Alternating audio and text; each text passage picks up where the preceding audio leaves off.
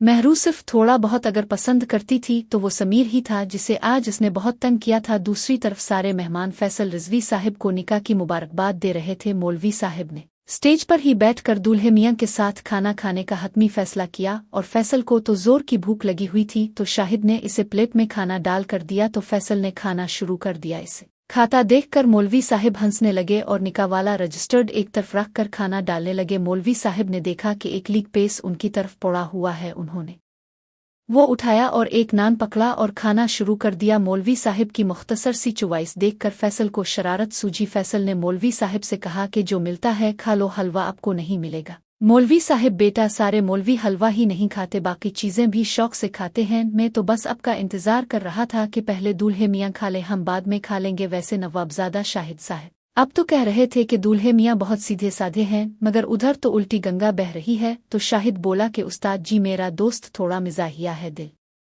का बुरा नहीं है, चुल्लू अच्छा है भाई, हंसी मजाक सब चलता है। ऐसे मौकों पर मौलवी साहिब गाजर का हलवा खा रहे थे तो फैसल ने फिर कहा कि चुल्लू मिल ही गया, हलवा बेशक गाजर का ही मिला। हंसी बच्चे इरादे नेक हों तो मंजिलें करीब तर हो जाया करती हैं। तो शाहिद बोले, उस्ताद जी हमने देखा है अक्सर हलवे वाली मंजिल जल्द ही आसान हो जाया करती है। शब्बो बोली, देखो महरू, शाहिद भी आपकी तरफ देखकर हंस रहे हैं, जरूर वो तुम्हारे निकाह की बात कर रहे होंगे। अब तुम्हारी बारी है और अब तेरे चाहने वाले बहुत ज्यादा हैं। महरू ने चुटकी काटते हुए बोली कि कमीनी, तुम खुद का नाम भी क्यों नहीं लेती? आपके ऊपर लाइन नहीं मारता, वो बहुत अच्छा मजाक है, क्योंकि हम सिर्फ छेड़छाड़ तक ही रहते हैं और तुम तो हर वक्त भाई बनाकर उसका नाक खींचती रहती हो। तुम्हें तो बहुत शरारतें सूझती हैं। इसे देखकर साली, तुम मेरा मुंह मत खिलवाओ, अब मेरी बहन हो पर तुम मुझसे ही बहुत झूठ बोलने लगी हो। महरू ने इसका कान खींचा और कहा कि सारे मेहमान बैठे हैं, रात को बताऊंगी कि तुम किया कर रही हो आजकल, और झूठ भी बहुत बोलने लगी हो तुम। भला मैंने कब झूठ बोला यार, जो तुम चढ़ रही हो। हाँ, तुम तो बच्ची हो, तुझे तो कुछ मालूम ही नहीं, मी सुनी चलाए और चारपाई ना हिलाए, वो हिसाब है आपका। महरू ने सवालिया अंदाज से शब्बो से कहा तो शब्बो बोली, यार महरू, क्या पहेलियां बुझवा रही हो? खिलकर बताओ, हुआ क्या है?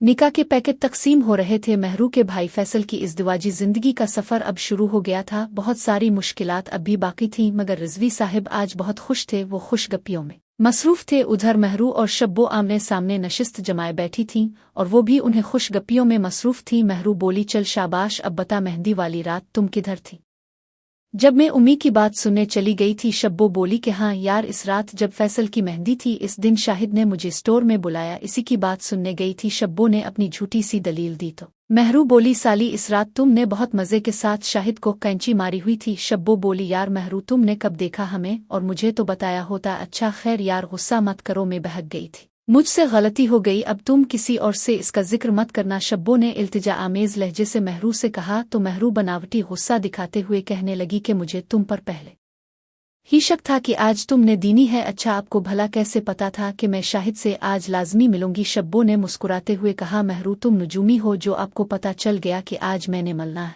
महरू बोली, तुम जो बार बार शाहिद को इशारे कर रही थी और वो भी तुम पर लाई मार रहा था, सारी दुनिया मेहंदी इंजॉय कर रहे थे और तुम दोनों अपने काम में लगे हुए थे। शब्बो, हाय मेरी जान, बहुत मजा आया इस रात, किया जादू था यार शाहिद के हाथों में। अच्छा, ऐसा किया है जो तुम्हारे शौहर ने तुझे नहीं दिया और तुम्हें गैर मर्द के साथ? शब्बो बोली, महरू यार, मियाँ के बस की बात नहीं कि वो मुझे पुरसुकून करें, बहुत दिनों के बाद सिख मिला है, सच पूछो तो मुझे ऐसा लगा जैसे कल ही मेरी शादी हुई है। महरू बोली, तुम पागल हो, देखो शब्बो, बहुत सारे मर्द एक जैसे तो होते हैं, अब इसमें क्या फ़र्क हो सकता है?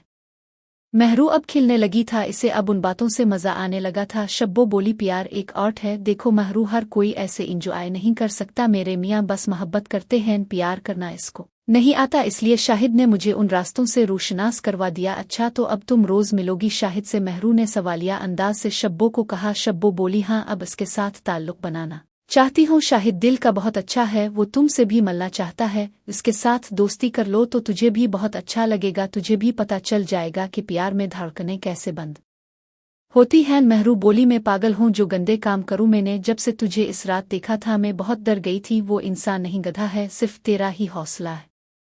लेकिन मेरे दिमाग में वही सब के रुखसती का मौका मेरा दिल कर रहा था कि मैं सब कुछ कर लूं, लेकिन मुझे नहीं पता था कि प्राडो गाड़ी में बैठ गई। शादी हो चुकी थी और मेरी कजिन और उसका शौहर हनीमून पर जाने वाले थे। साहिब फ्रेंड सीट पर बैठे थे, बहुत प्यारे लग रहे थे। जी सही समझे जनाब, अब ये दिन होता ही हमारे साथ चुनू, लेकिन इस दिन बहुत माँ ने मना कर दिया कि ये ठीक तवज्जो का मरकज मेरे दिमाग में एक तकरीबन 10 बजे थे। फैसल साहिब को मैरिज हॉल के गार्ड ने सैल्यूट मारा। मेरी माँ ने एक दुबला पतला वर्दी नुमा शख्स गाड़ी रोक कर खड़ा हो गया। बोले इस तरह इसका दिल भी बहल जाएगा। मेरी माँ ने इजाजत नहीं मिला जो ये भाभी और मैं खुश हो गए और हम उन्हें एक होटल में। तो ड्राइवर बोला नहीं जनाब, अगर अपना चाहो तो अलग कमरा ले लो, लेकिन कुछ पैसे देने होंगे। वो दिल से फैसल ने बुड़बुड़ाते हुए मैंने कमरा बुक किया और भाभी और मैं इस कमरे में चले गए। मैंने भाभी को देखा, उन्होंने बहुत खूबसूरत साड़ी पहनी। सरकार हमारा इनाम चाहिए। फैसल बोला एक बात तो बता चाचा। तो मैंने जानबूझकर एक मूवी लगाई। फैसल सीन में भाभी चुपचाप देख रही, फिर मेरी तो गार्ड एकदम चौकस होकर बोला हाथ पकड़ लिया। जब मैंने भाभी के चेहरे को देखा तो इनाम किस बात का। तुम फैसल की बात सुनकर गार्ड बेचारा सोच में पड़ गया। फैसल का ड्राइवर बोला जी चौधरी बड़े हाजिर जवाब हो। तो भाभी ने कहा तेरे भाई की याद आ रही है। बाबा फैसल ने एक जोरदार कहकहा लगाया गिले में बोला पहले ही साला वेटर ने मुझसे 2 महीने पैसे बतौर इनाम ले। उन्होंने कहा कोई बात नहीं साला गार्ड धीरे धीरे उन्हें सहलाने लगा। फिर हम साहिब ने गार्ड को मेरी माँ भाभी को देखकर हाल का गेट ओपन कर वो भी परेशान थी कि भाभी की शादी क्यों नहीं कर रहे। वो कब फैसल अपनी दुल्हन को साइड शीशे से देख रहा करवा लिया था कि अगर भाभी नहीं चाहते करके बैठी हुई से जबरदस्त शर्म आ रही। इस तरह हम अलीशा को मालूम था कि फैसल इसे देख रहा है। ड्राइवर ने जिंदगी जीना शुरू कर दी, लेकिन वो खुदा सोचती थी कि मैं कब तक उनके साथ किसी का नाम मेरी भाभी की कभी ना कभी शादी भी होनी तो थी। वो बहुत गया था। फैसल ने कहा और मैं उन्हें कह दिया था कि मैं शादी नहीं करूंगा, हमेशा के सामने देखे ऐसा ना। जब घर में मेरे मम्मी गर्दन थक जाए हमारे बारे में पता चला, कहा भाई घर जाकर देख लेना। शब भाभी को बुरा तो अपने भाभी को मैंने दिखाई भी देना है।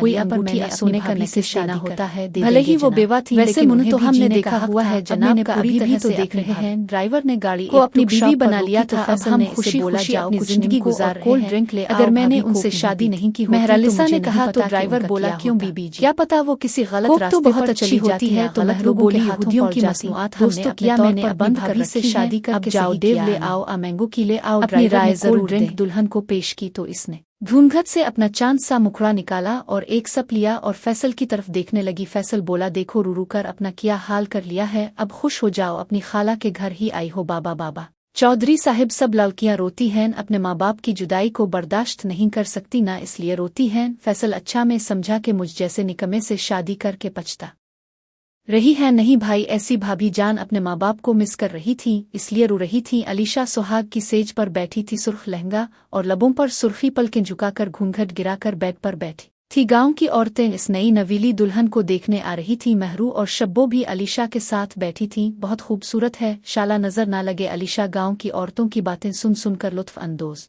हो रही थी। गांव की सब औरतें अलीशा की तारीफ कर रही थीं कि लड़की बहुत ज्यादा मासूम है। कोई इसे चांद का टुकड़ा कहती तो कोई इसे बर्फी की ढीली कहती। सब औरतों को चौधरी फैसल की किस्मत पर रश्क हो रहा था। बाहर खड़ा फैसल गांव की औरतों के मुंह से अपनी तारीफ सुनकर बहुत खुश था, मगर उसकी खुशी इस वक्त रफू चक्कर हो गई। जब इसने माई नूरी को अपनी गिल्ली की तरफ आते देखा तो इसको मालूम था कि नूरी ने सब उल्टा ही तो बोलना है। माई नूरी का ताल्लुक पंजाब से था और मादरी जुबान पंजाबी थी। उसका खानदान मंगला के इलाके में आबाद हुए काफी अरसा हो गया था। जैसा कि ऊपर बताया गया कि शब्बों की माँ नूरी की बिल्कुल भी नहीं बुनती थी। माई नूरी के साथ नूरी ने आते ही कहा चौधरी साहिब क्या हुआ, बाहर खड़े हो। दुल्हन ने बाहर निकाल दिया। आज रात का प्रेशर ले रहे हो, तेरी माँ दी नूरी बुरी बकवास करने आ गई। चौधरी ने बुड़बुड़ाते हुए एक बड़ी सी गाली निकाली और पास आती हुई नूरी को बोला खाला मैं किसी रात से प्रेशर क्यों लूं, वो मेरी खालाजाद है, कोई चुड़ैल तो नहीं है जो खा जाएगी। फैसल का गुस्सा देखकर नूरी बोली यही उम्मीद थी बेटा तुमसे, तुम ना सच में गिल अबू खसरे पर ही गए हो। खाला वो तो नाचता है, मेकअप डांस